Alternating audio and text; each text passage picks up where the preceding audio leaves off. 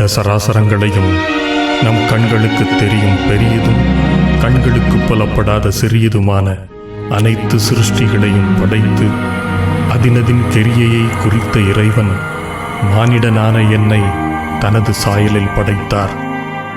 மானிடனாகிய நான் செய்த பாவதோஷத்தால் இறைவனின் சமூகத்திலிருந்து தள்ளப்பட்டேன். ஆனால் இறைவனோ என் பிரிவை தாங்காமல் என் பாவதோஷத்தை நீக்க விரும்பினார்.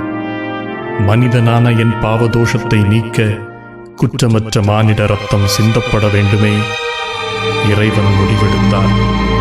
தாமே மனித உருவாக தன்னை தாழ்த்தி இந்த மானிடர் பூமியில் பிறந்து வளர்ந்து என் பாவத்தையும் உலகின் அனைத்து மனிதரின் பாவதோஷத்தையும் நீக்கி இறைவனோடு இருந்த உறவை மானிடருக்கு புதுப்பிக்க தன்னையே இரத்தம் சிந்தி மரிக்க சிலுவையின் மரணத்திற்கு ஒப்புக் கொடுத்தார். மனிதனின் மரணம் முடிவல்ல என்பதை எனக்கு நினைப்பூட்டும் வண்ணம் 3ஆம் நாளில் மரணத்தை ஜெயித்தவராய் உயிரோடு எழும்பி, மானிடனே, நான் உனக்காக பரிகாரமாக இலவசமாக என்னையே பாவதோஷ பலியாக செலுத்திவிட்டேன். நீ இனி பாவ நிவாரணம் தேடி அலைய வேண்டாம். என்னை நம்பும் உனக்கும் உலகின் எல்லா மனிதருக்கும் பாவ விமோசனமும் நித்திய சொர்க்க வாழ்வும் நிச்சயம் என்று என் மேல் அக்கறை கொண்ட இறைவனின் வார்த்தைகளை தொகுப்பாக சித்தரிக்கும் வேதாகமத்தை ஆராயும் வேளையிடு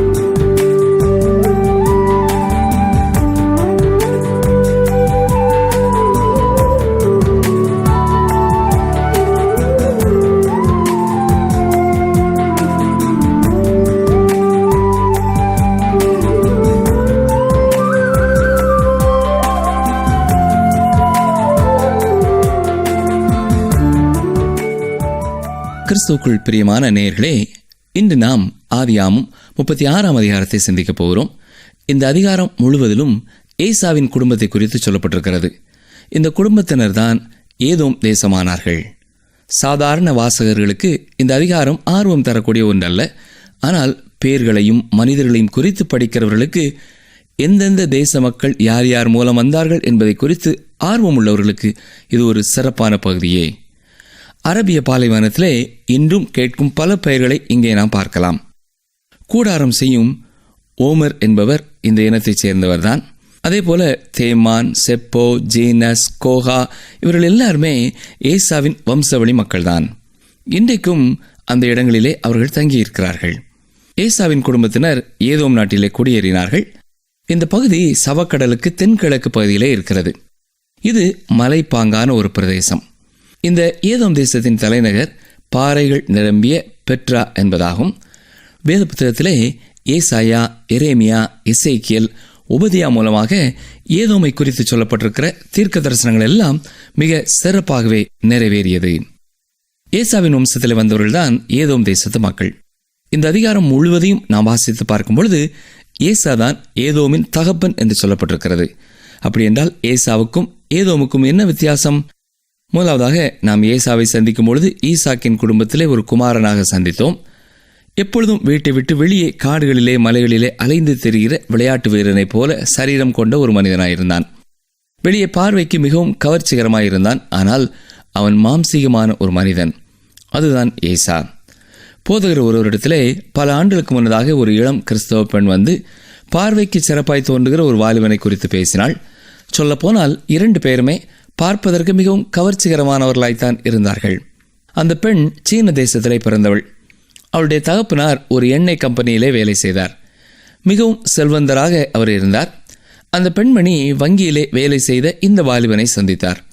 அந்த வாலிபன் ஏழையான ஒருவன். பொதுவாகவே வங்கியில் இருக்கிற வாலிபர்கள் திருமணத்தை குறித்து எதிர்பார்ப்போடு இருப்பார்கள். வங்கியிலே அதிகமான பணம் வைத்திருக்கிற வாடிக்கையாளருடைய பிள்ளைகளை அவர்கள் கவனிப்பார்கள். எனவேதான் இந்த பையனும் அந்த பெண்ணை சந்தித்தான். அந்த வாலிபன் பார்ப்பதற்கு நன்றாக இருப்பான். சொல்லப்போனால் ஏசாவை போல இருப்பான் என்று சொல்லலாம். அவள் சீனாவிலே வாழ்ந்த ஒரு ஊழியர் மூலமாக ஆண்டவராய் இயேசு கிறிஸ்துவை அறிந்து கொண்ட ஒரு விசுவாசி. இந்த வாலிபனை திருமணம் செய்ய வேண்டும் என்று தனது போதகரிடத்திலே கூறினாள். அது மட்டுமல்ல, எப்படியாவது ஒரு நாள் அவனும் கிறிஸ்துவை ஏற்றுக்கொள்வான் என்று கூறினாள். ஆனால் அந்த போதகர் அந்த பையனோடு பேசி பார்த்தபொழுது அவன் கிறிஸ்துவை ஏற்றுக்கொள்வதை குறித்து எந்த ஒரு சலனமும் காட்டவில்லை. ஆனாலும் அந்த பெண்மணியையே திருமணம் செய்ய விரும்பினான். ஏனென்றால் அவள் அழகானவள், பணம் இருக்கிறது. அந்த வாலிபன் ஒரு மாம்சீகமானவன். எனவே அந்த திருமணத்தை தான் நடத்தி வைக்க முடியாது என்று போதகர் சொல்லிவிட்டார். அதை கேட்டு அந்த பெண் மிக கோபமடைந்தாள். ஆனால் சில மாதங்களுக்கு பின் அந்த பெண் போதகரை வந்து பார்த்து, ஐயா, அவன் என்னை விவாகரத்து செய்து விட்டான் என்று சொன்னாள். அவள் சொன்ன ஒரு காரியம் என்ன தெரியுமா? உலக பொருட்கள் மேலும் மாம்சத்திற்கடுத்த காரியங்களின் மேலும் அத்தனை அதிகம் வாஞ்சையுள்ள எந்த ஒரு மனிதனையும் நான் பார்த்ததில்லை என்று கூறினாள். வெளியே பார்ப்பதற்கு சிறந்தவன் போல காணப்பட்டான். ஆனால் உள்ளத்திலோ கொடூரமான மிருகத்தனமான மனிதனாய் இருந்திருக்கிறான். ஆம் பிரியமானவர்களே, அதுதான் ஏசா. ஏசாவின் காலத்திலே வாழ்ந்த பெண்களிலே அழகு நிறைந்த ஒரு பெண்ணாய் நீங்கள் இருப்பீர்கள் என்றால் அவனை திருமணம் செய்ய நீங்களும் வாஞ்சித்திருப்பீர்கள். ஏனென்றால் அவ்வளவு வசீகரமான ஒரு இளைஞன். ஆனால் அவன் மாம்சத்திற்கு அடுத்தவன். ஒருவேளை சிலர் தேவன் ஏன் ஏசாவை வெறுத்துவிட்டு யாக்கோபை மட்டும் தெரிந்து கொண்டார் என்று வாதிடலாம். ஏசா வெளியே பார்ப்பதற்குத்தான் அத்தனை சிறந்தவன். அருமையான சகோதரனை, சகோதரியே, தேவன் தவறு செய்வார் என்று நினைக்கிறீர்களா? உபதியா தீர்க்க தரிசன புத்தகத்திலே ஏசாவின் வாழ்க்கையை குறித்து நாம் வாசிக்கிறோம். ஒரு ஏசா 10 லட்சம் ஏதோமியர்களாகிறார்கள். அவர்கள் ஒவ்வொருவருமே ஒவ்வொரு ஏசாக்கள் தான். ஏதோமியரை சற்றே நாம் பார்ப்போம் என்றால் ஏசாவிலிருந்து எப்படிப்பட்ட மனிதர்கள் வந்திருக்கிறார்கள் என்பதை புரிந்து கொள்ள முடியும். ஏசாவை ஒரு பூத கண்ணாடியின் கீழே வைத்து ஆராய்வது போல மிகவும் பெரிதாக விரிவாக்கப்பட்டு நாம் பார்க்க முடியும். அங்கே நாம் பார்ப்பது என்ன? பெருமை நிறைந்த ஒரு தேசம். எனவேதான் தேவன் ஏதோமியரை பார்த்து என்ன கூறினார் தெரியுமா? உபதியா 1ஆம் அதிகாரம் 3, 4 வசனங்களை பாருங்கள். கண்மலை வெடிப்புகளாகிய உன் உயர்ந்த ஸ்தானத்திலே குடியிருந்து என்னை தரையிலே விழத்தள்ளுகிறவன் யார் என்று உன் இருதயத்தில் சொல்லுகிறவனே, உன் இருதயத்தின் அகந்தை உன்னை மோசம் போக்குகிறது. நீ கழுகை போல உயரப் போனாலும், நீ நட்சத்திரங்களுக்குள்ளே உன் கூட்டை கட்டினாலும் அவ்விடத்திலிருந்தும் உன்னை விழத் தள்ளுவேன் என்று கர்த்தர் சொல்லுகிறார். ஆம், தங்களுக்கு சுதந்திரம் வேண்டும் என்று அவருடைய இருதயம் கேட்டதற்கு காரணம் அவர்கள் இருதயத்தின் பெருமை. எனக்கு தேவனே தேவையில்லை என்று கூறியவர்கள்தான் இந்த ஏதோமியர்கள். மல்கியா தீர்க்கதரிசன புத்தகத்திலே தேவன் என்ன சொல்கிறார் தெரியுமா? யாக்கோபை நான் நேசித்தேன், ஏசாவையோ வெறுத்து விட்டேன் என்று சொல்லியிருக்கிறார். ஏசா யாக்கோபு வாழ்ந்த காலத்திற்கு 1000 ஆண்டுகளுக்கு பின்னர் தான் அதை சொன்னார். ஆனாலும் எனக்கு பிரியமான சகோதரனே, சகோதரியே, ஏசாவின் இருதயத்தை கர்த்தர் அறிந்திருக்கிறார். அவனுடைய வாழ்க்கையின் வழியை சரித்திரத்திலே நாம் பார்ப்போம் என்றால் தேவன் செய்த எல்லா காரியமும் சரியானதே என்று கூறுவோம். இப்பொழுது ஆதியாகமம் 36ஆம் அதிகாரம் 1ஆம் வசனம் பாருங்கள். ஏதோமியரின் தகப்பனாகிய ஏசாவின் வம்ச வரலாறு. மீண்டுமாக இங்கே ஏதோம் என்பது ஏசாவின் வம்சம் என்பது தெளிவுபடுத்தப்படுகிறது. வசனங்கள் 2, 3 பாருங்கள்.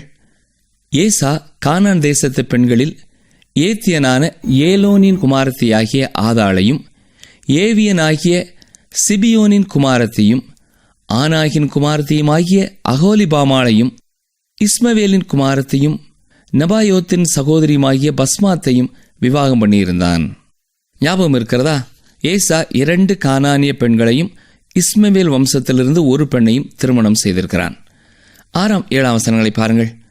ஏசா தன் மனைவிகளையும் தன் குமாரரையும் தன் குமாரத்திகளையும் தன் வீட்டிலுள்ள யாவரையும் தன் ஆடு மாடுகளையும் மற்ற ஜீவ ஜந்துக்கள் யாவையும் தான் கானான் தேசத்திலே சம்பாதித்த ஆஸ்தி முழுவதையும் சேர்த்து கொண்டு தன் சகோதரனாகிய யாக்கோபை விட்டு பிரிந்து வேறே தேசத்துக்கு போனான். அவர்களுடைய சம்பத்து மிகுதியாயிருந்தபடியினால் அவர்கள் ஒருமித்து குடியிருக்க கூடாமற் போயிற்று. அவர்களுடைய மந்தைகளின் நிமித்தமாய் அவர்கள் தங்கியிருந்த பூமி அவர்களை தாங்கக்கூடாததாயிருந்தது. ஞாபகம் இருக்கிறதா? ஆபிரகாமுக்கும் லோத்துக்கும் கூட இதே பிரச்சனை வந்தது.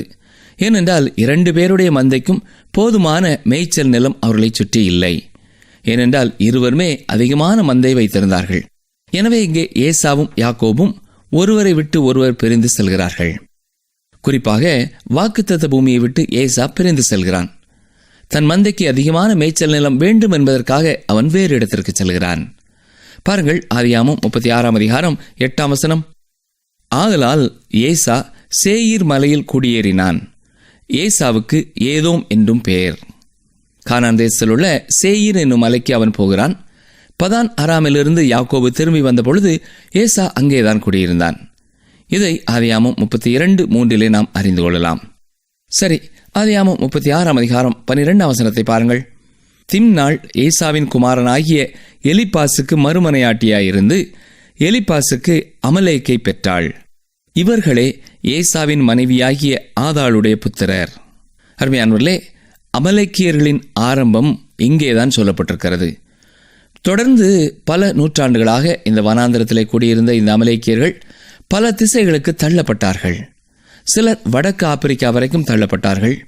எல்லா அரபியர்களுமே ஆபிரகாமின் மூலமாக வந்தவர்கள்தான். எகிப்திய பெண்ணாகிய ஆகார் மூலமாகவும் மற்றும் கேத்தூராள் மூலமாகவும் வந்தவர்கள். இந்த கேத்தூராளை ஆபிரகாம் சாராளுடைய மரணத்திற்கு பின்னர் திருமணம் செய்தார். இப்படி இந்த மக்களிடையே கலப்பு மனங்கள் நடைபெற்றது. சொல்லப்போனால் இஸ்ரவேலர்களின் குடும்பமும் இந்த குடும்பங்களும் ஆபிரகாமிலிருந்து வந்தவைகள்தான். ஊழியர் ஒருவர் மத்திய கிழக்கு பகுதியிலே தன்னோடு சென்றிருந்த விசுவாசிகளுக்கு செய்தி அளிக்கும் பொழுது ஒரு அரபு சகோதரரும் அங்கே இருந்தார். அவர் ஒரு கிறிஸ்தவராக இருந்தாலும் இஸ்ரவேல் தேசத்தை தான் வெறுப்பதாக சொன்னார். அதற்கு இந்த ஊழியர், சகோதரனே, அவர்களும் உங்களுடைய சகோதரர்கள் தானே என்று சொன்ன பொழுது அது அந்த அரபு சகோதரனுக்கு மிக எரிச்சலாக மாறியது. அவர்களுக்கும் எனக்கும் எந்த சம்பந்தமும் கிடையாது என்று சொன்னார். ஆனால் இந்த ஊழியர் திரும்ப திரும்ப 2 பேருமே நாடோடிகளான வம்சவழியிலே வந்தவர்கள்தான் என்று தெளிவுபடுத்த வேண்டியதாயிற்று. எனவே எனக்கு பிரியமான சகோதரனை, சகோதரியே, இந்த உறவு முறைகளை விளக்கி காண்பிக்கும் இந்த அதிகாரமும் முக்கியமானதுதான். பரிசுத்த ஆவியானவர் திட்டமிட்டுத்தான் இந்த சரித்திரங்களை நமக்கு தெரியப்படுத்தி இருக்கிறார். இந்த அதிகாரத்திலே சில வேடிக்கையான காரியங்களையும் நாம் பார்க்க முடியும்.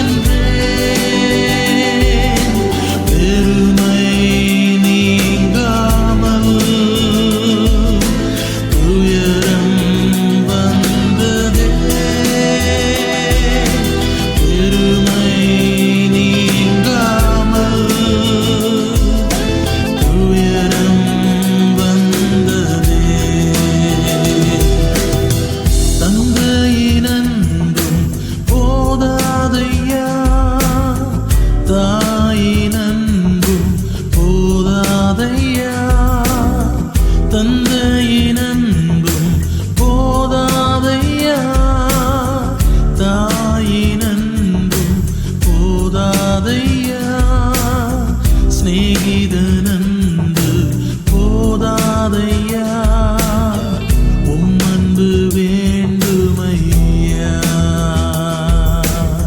சிநேகிதி அன்பு போதாதையா, உம் அன்பு வேண்டுமையா.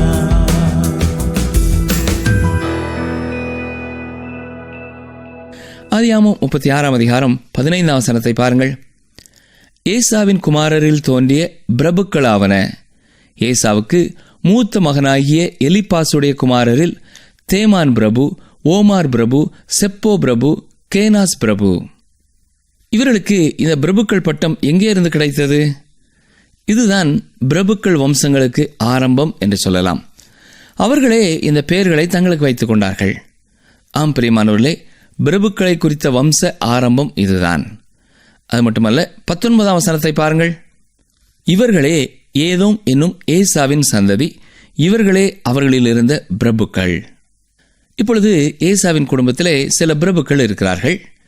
ஐரோப்பா கண்டத்திலே வாழ்ந்த அநேகர் இந்த மக்களின் சந்ததியினராய் இருக்கிறார்கள். அது மட்டுமல்ல, பிரபுக்களை உருவாக்குவதை விட இன்னும் சில காரியங்களையும் செய்தார்கள். பாருங்கள், ஆதியாகமம் 36, 31. இஸ்ரவேல் புத்திரர் மேல் ராஜாக்கள் அரசாளுகிறதற்கு முன்னே ஏதோம் தேசத்திலே ஆண்ட ராஜாக்களாவன. அருமையானவர்களே, ஜனங்களுக்கு ராஜாவை ஏற்படுத்துவது என்பது தேவனுடைய திட்டமே அல்ல. இது ஏதோ மக்களின் வாழ்க்கை முறை. அவர்கள் தங்களுக்கு மேலாக பிரபுக்களையும் அரசர்களையும் கொண்டவர்களாய் இருந்தார்கள். இஸ்ரவேல் மக்களுக்கு அரசர்கள் நியமிக்கப்படும் முன்னதாகவே இந்த ஏதோமியர்கள் அரசர்களை பெற்றவர்களாய் இருந்தார்கள்.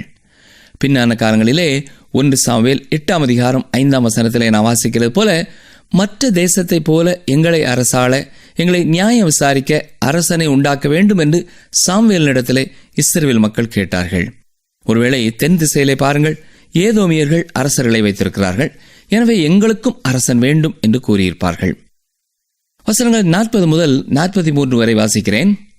தங்கள் பற்பல வம்சங்களின்படியேயும் வாசஸ்தலங்களின்படியேயும் நாமதேயங்களின்படியேயும் ஏசாவின் சந்ததியில் தோன்றிய பிரபுக்களுடைய நாமங்களாவன: திம்னா பிரபு, அல்வா பிரபு, ஏதேத் பிரபு, அகோலிபாமா பிரபு, ஏலா பிரபு, பினோன் பிரபு, கேனாஸ் பிரபு, தேமான் பிரபு, மிப்சார் பிரபு, மத்தியேல் பிரபு, ஈராம் பிரபு.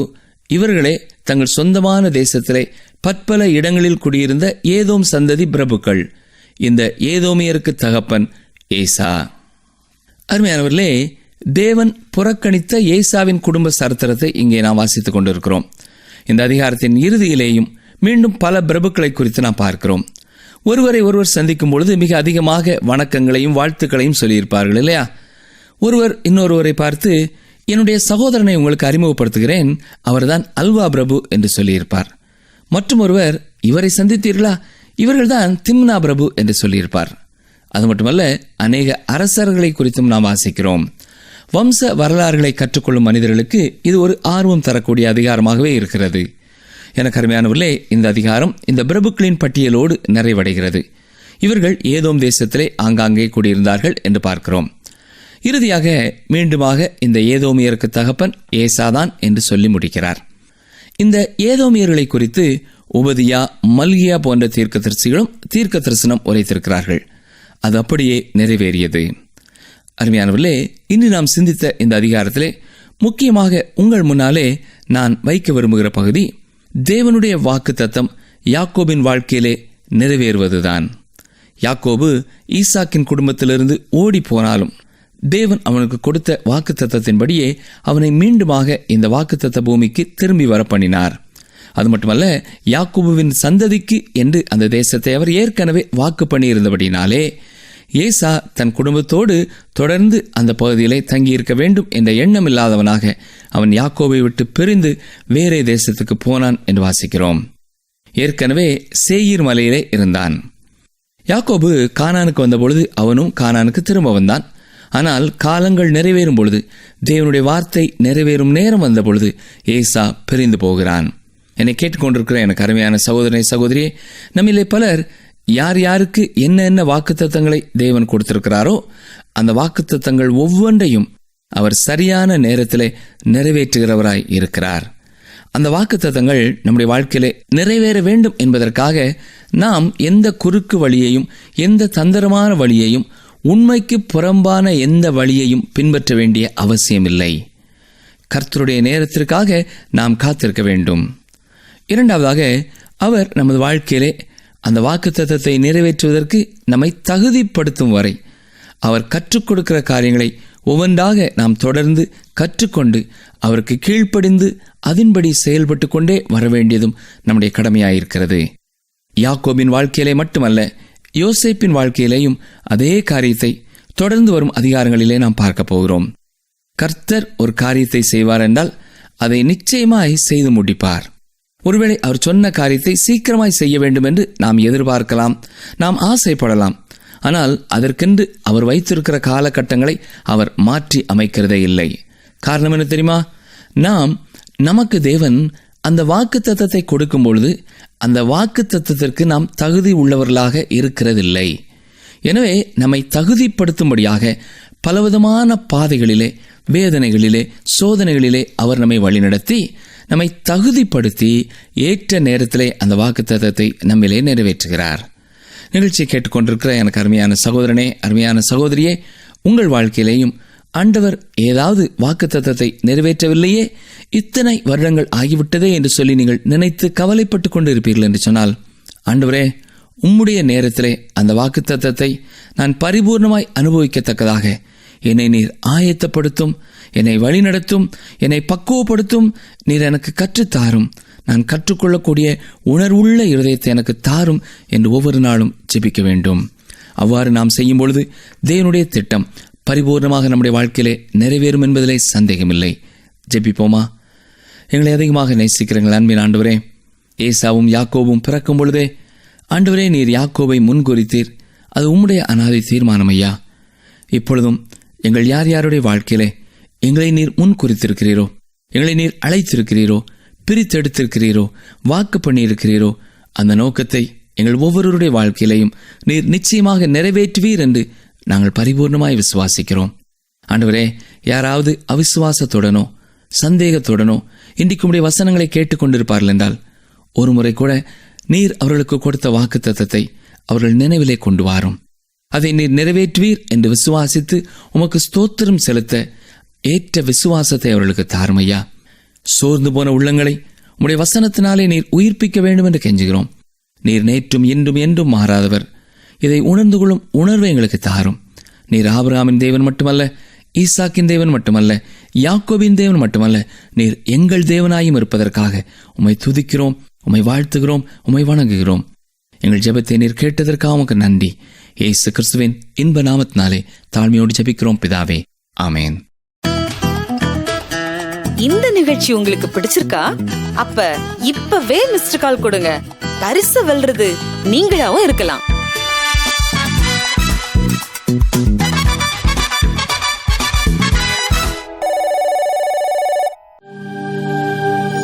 தெய்வ வாக்கு.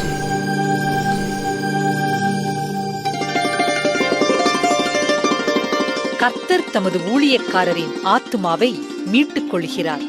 அவரை நம்புகிற ஒருவன் மேலும் குற்றம் சுமராது. சங்கீதம் 34:22.